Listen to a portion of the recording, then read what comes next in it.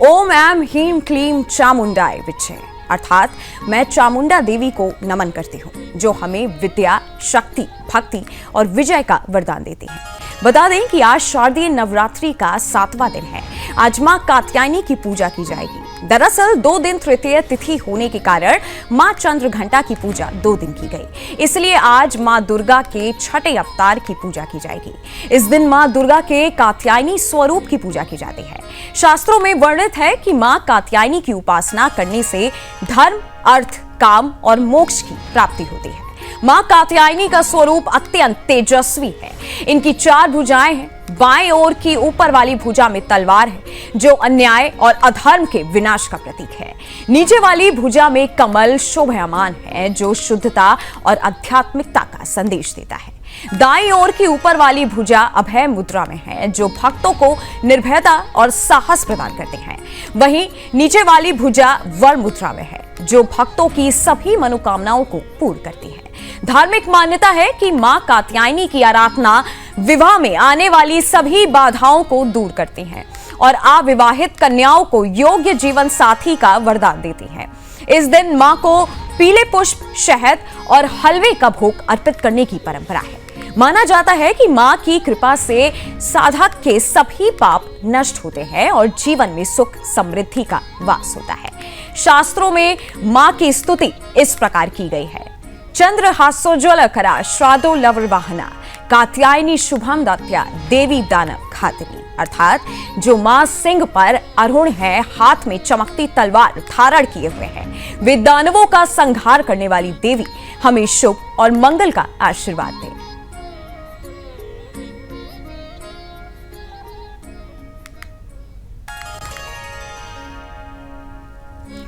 और आज शारदीय नवरात्रि के 7वें दिन मां कात्यायनी देवी की पूजा होगी। मां कात्यायनी के मंत्र से हर मनोकामना आपकी पूरी होगी। मंत्र में आप ओम ऐम ह्रीं क्लीं चामुंडाय विच्चे का जाप कर सकते हैं और मां कात्यायनी की कृपा पा सकते हैं।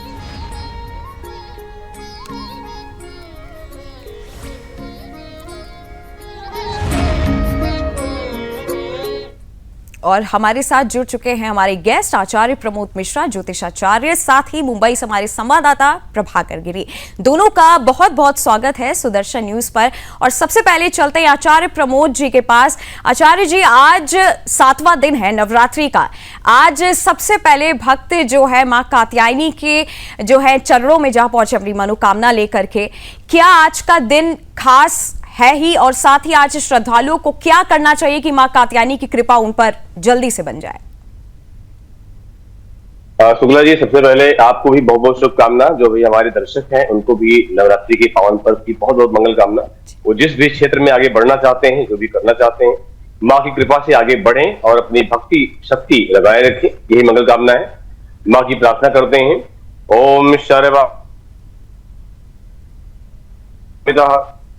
ओम भगवती आदिशक्ति नमः। ओम ऐं ह्रीं क्लीं चामुंडाय विच्चे। ओम ग्लौं हूं क्लीं ह्रूंसा ज्वालय ज्वालय ज्वल ज्वल प्रज्वल प्रज्वल। ऐं ह्रीं क्लीं चामुंडाय विच्चे ज्वल हं कं लं कं फट स्वाहा।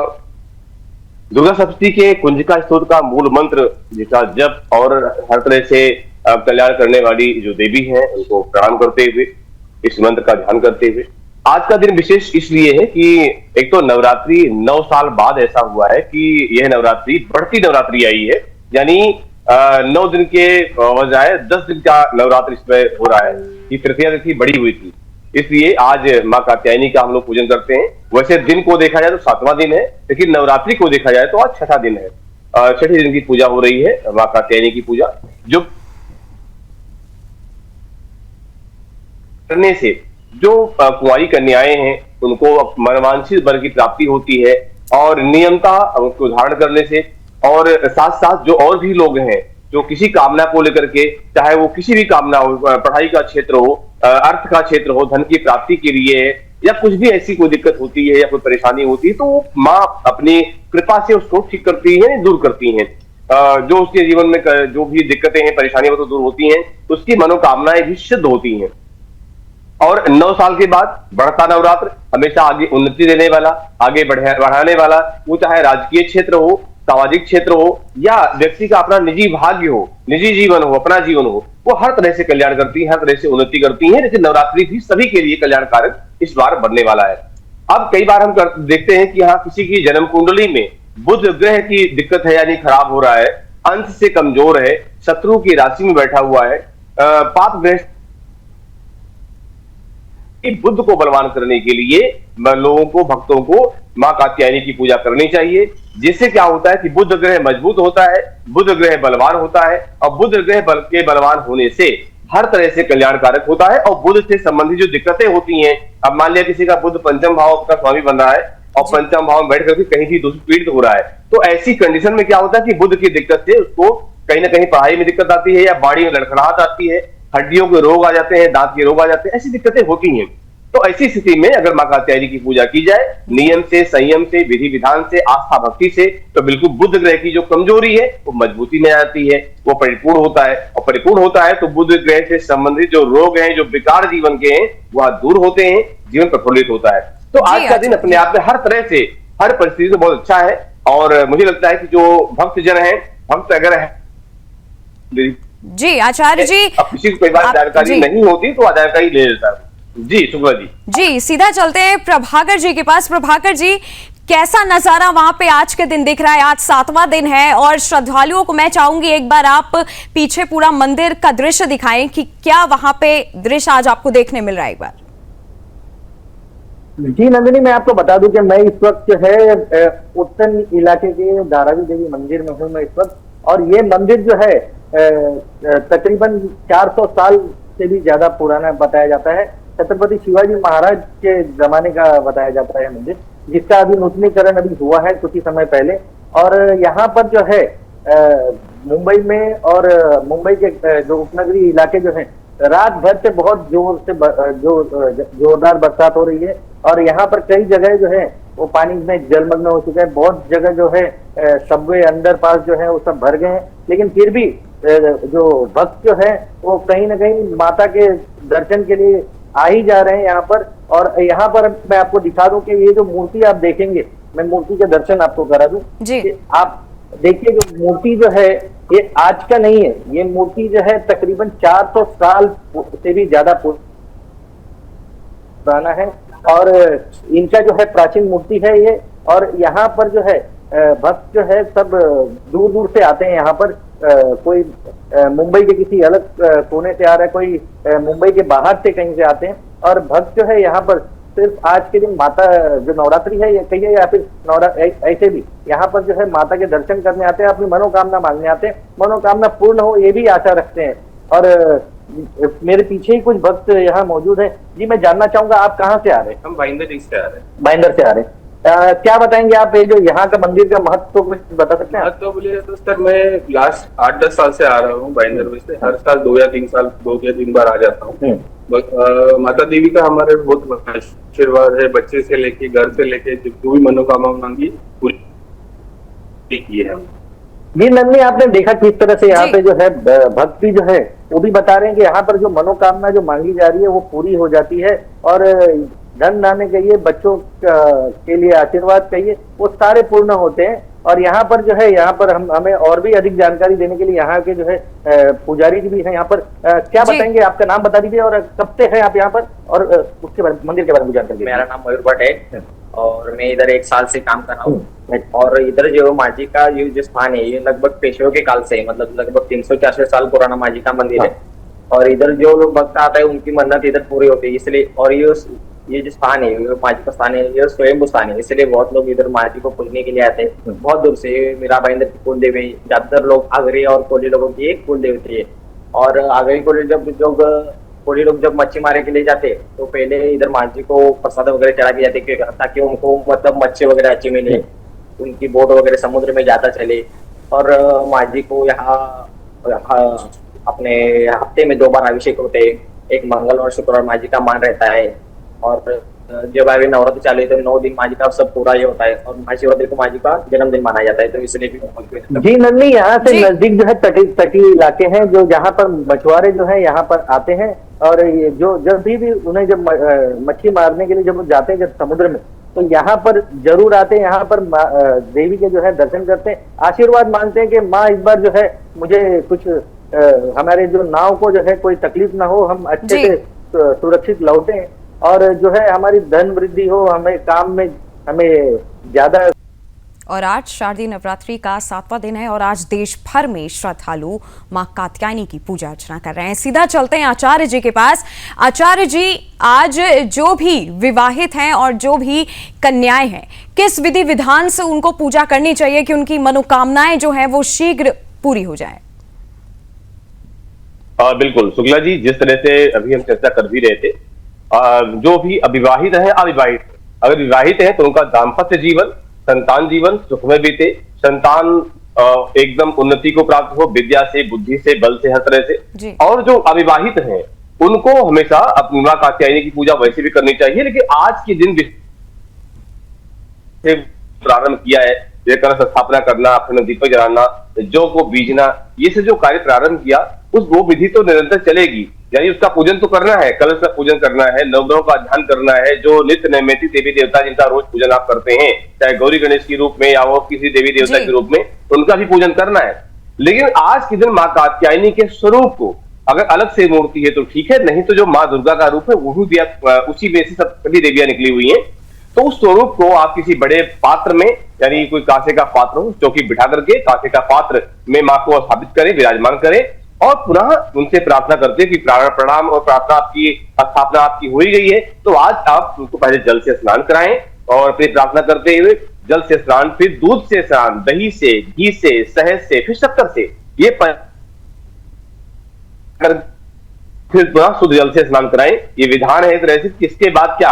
पंचामृतम मया नीतम पयो दधी घृतम मधु शर्करया समायुक्तम पंचामृतम प्रतिगृहताम। ये क्रम होता है कि पहले दूध से स्नान कराया जाए, दही से, घी से, शहद से, फिर शक्कर से, अब पुनः शुद्ध जल से स्नान करा करके फिर स्वच्छ वस्त्र से उस प्रतिमा को, उस स्वरूप को प्रक्षालित करें, यानी पोंछें, और इसके बाद में अब उनको विराजमान कर दें उनके आसन पर, और जिसमें स्नान कराया है आपने वो पात्र को हटा दें वहां से। अब मां को तिलक करें, मस्तक पर तिलक और अक्षत आदि लगाएं, यानी चंदनश्या महत्वपूर्णम पवित्रम पापनाशनम आपदा हरते नित्यम लक्ष्मी तिष्ठति सर्वदा। चंदन के बाद अक्षर लगाएं। पुष्पम पुष्पमाल्यम, जो भी रंग बिरंगी फूलों से बनी हुई माला, वह माला भी मां को अर्पण करें, मां को माला पहनाएं, और पहनाने के बाद में अब क्रम आता है अबीर गुलाल अभ्रक का, ये भी मां को अर्पण करें। सुगंधित इत्र जो परिपूर्ण होता है, बढ़िया अच्छा सा रुई में लगा करके, और वह भी मां को अर्पण करें, और क्रमशः इस क्रम को देखते हुए करते हुए आपका कुछ खुले फूल जो कि रंग बिरंगे फूल हो मां के चरणों में वो भी अर्पित करें। और इसके बाद में अब क्रम आता है धूप बत्ती और दीपक का। जो सुगंधित धूप हो, बढ़िया से अच्छी धूप, वो प्रयास करें लाने का। और दूसरी बात है, ऐसी व्यवस्था ना हो तो प्राचीन परंपरा में गाय के गोबर का उपला होता है, उपले पर गुड़ और धूप की लकड़ी आती है, वो मिली हुई, देसी घी से मिली हुई आहुति दी जाती है। वह जो दूसरा धुआं निकलता है, वो खुशबू जो निकलती है, सुगंध जो निकलती है, वो बड़ी पटपूर्ण होती है, वो मां को प्रसन्न करने वाली होती है। तो इस तरह से आप धूप बत्ती अर्पण करें। अखंड दीपक जल रहा है तो जलने दीजिए। अलग से एक दीपक और जलाया जाता है, वह दीपक भी मां को इस तरह से उसकी ज्वाला मां को अर्पण करें। और धूपम दीपम उपरांत हस्त प्रक्षालन। अब आपको हाथ धोना चाहिए कि धूप बत्ती दीपक दिखाने के बाद में या अबीर गुलाल इत्र दिखाने के बाद नैवेद्य में अगर आपने केसर की खीर बना रखी है या हलवा बना रखा है, या आपके मन के अनुसार कुछ प्रसाद आपने बनाया है, बढ़िया परिपूर्ण प्रसाद, वह मां को किसी प्लेट में, प्लेट कांसे की हो, पंचधातु की हो या चांदी की, जो भी आपकी व्यवस्था मां ने दिया है आपको, उस तरह से आप उसको लेकर के और मां को अर्पण करें, मां को दिखाएं। सीधा आपको ले चलते हैं हमारी मुंबई के संवाददाता के पास। प्रभाकर जी, श्रद्धालुओं में किस तरीके का उत्साह आपको देखने मिल रहा है? वहां जो ज्योतिष मौजूद हैं वो इस दिन के महत्व को कैसे समझ रहे हैं? जी, श्रद्धालुओं का मैं कहूं आपको, तो मैंने आपको बताया कि कुछ देर पहले कि यहाँ पर जो है बरसात जो है बहुत ही जोरों में है यहाँ पर, और लोग जो है बिना गाड़ी के आ जा नहीं सक रहे हैं। जो कोई अगर बाइक वगैरह से जो आता है वो आने की परिस्थिति में नहीं है इस वक्त कि आ जाए। जो गाड़ी है वही आ सकते हैं यहाँ पर, या फिर जो बस वगैरह की सुविधा अगर हो तो ही आ सकते हैं। हमारे साथ में कुछ यहाँ पर जो है विवाहित जोड़े भी हैं यहाँ पर, जिनसे जानना चाहेंगे कि आप सबसे यहाँ पर आ रहे हैं, जरा ये वो बताइए हमें। हम इसके पहले भी आए थे पिछली बार, हाँ, बट अभी 2 साल के बाद आए हैं। अच्छा, 2 साल के बाद आप यहाँ पे आ रहे हैं, तो क्या है जो आपको यहाँ पे खींच के लेके आता है, जो क्या आकर्षण है? देवी की महिमा ही है हाँ। जो हमें यहाँ पे खींच ले आई, और बहुत दिनों से आने की सोच रहे थे, पर आज मौका मिला और आज आ गए। एकदम। तो यहाँ पर आपने देखा भक्त जो है ये पिछली बार नहीं आ पाए थे, मगर इस बार जो है इतने बरसात में भी यहाँ पर आए हैं। और पंडित जी, आज के दिन की कुछ महिमा कुछ बताइए, और यहाँ के बारे में कुछ और जानकारी हमें अभी दीजिए। आज की दिन की महिमा मतलब भाई नवरात्र चले 9 दिन माँ जी का त्योहार होता है, बहुत धूमधाम से बहुत सारे लोग आते हैं। और इधर की ये जिस स्थान है मैंने आपको जैसे बताया स्वयं स्थान है, इसीलिए बहुत सारे लोग आते हैं। जैसे अभी मानो ये लोग आए कि इनके बच्चे की मन्नत पूरी है, बहुत साल से ये ट्राई करे लेकिन अभी इनका बच्चे का नहीं हो रहा है, तो ये मतलब माँ जी के यहाँ आने के बाद बहुत सारे लोगों का हुआ है बच्चे का, या फिर मानो और कोई मन्नत हो, और इनके मन्नत जब पूरी होती है तो मन्नत होने के बाद दशहरे के बाद इधर बकरी मुर्गा वगैरह चढ़ा जाता है माँ जी को, मतलब ऊपर इधर ऊपर की साइड में चढ़ाया जाता है मन्नत होने के बाद पूरी। और अभी सब ये मंदिर का काम चालू है, ताकि सब नीचे चल रहा है अभी बकरी का अभी ये सभी ये स्थान है पवित्र रखा है इन लोगों ने। और बहुत सारे लोग आते हैं, जैसे आप अभी देख सकते हो बहुत सारे लोग आ रहे हैं कंटिन्यू बारिश के में, बहुत सारे।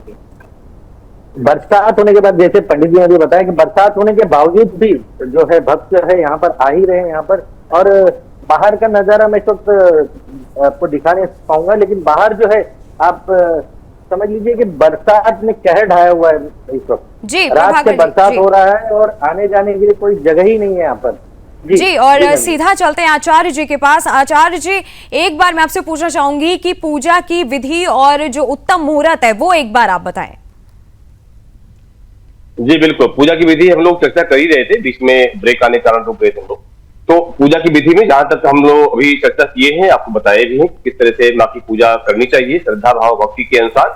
छल कपट राग द्वेष को दूर करते हुए, अपने मन वचन कर्मों को माँ की चरणों में समर्पित करते हुए आप माँ कात्यायनी की पूजा करें, और अपने कर्मों को, अपनी कामनाओं को भी माँ को अर्पण करें।